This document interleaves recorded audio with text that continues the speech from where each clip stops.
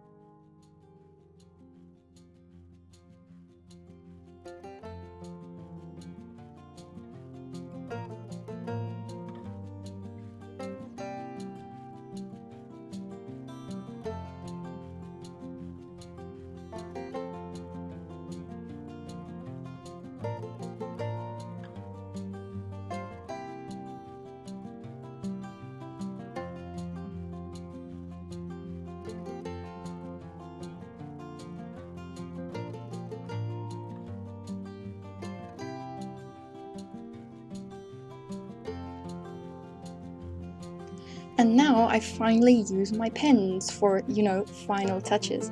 The two that I use is the Staedtler, it's a pink Staedtler medium ballpoint pen, and then a very fine purple Pilot pen. Ooh, say that fast.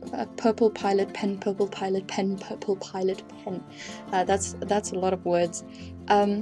I really enjoy using pens at the end of an illustration to make sure that those lines are as crisp as I can get them, because what usually happens with colored pencils on watercolor is they become very soft. You lose that crispness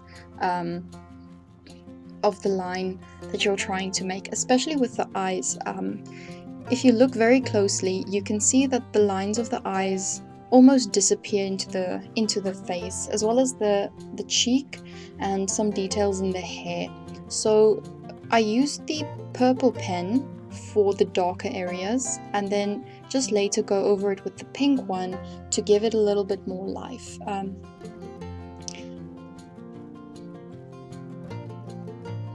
I use cross hatching like you would with a normal pencil to give some additional color to the piece, so that the line art isn't just lines on the piece of paper. I want the purple pen and the pink pen to just form part of the work itself and not just be the line art of the piece. So where the pink one I used mostly is with her tattoos, a bit in the tops of her hair, a little bit in the eyes and the shoulder, just where the light would hit it, and more color would be on the face or on the body. And then in the cheeks I used the pink as well, and then the purple one is mainly just the hair and just to highlight the face a bit, especially in the eyes, because I felt like the eyes were you were losing it a bit, as I said. As the final parts, I just went over the little earrings and her nose ring, the hearts under the eyes, and then just added a few more details here and there.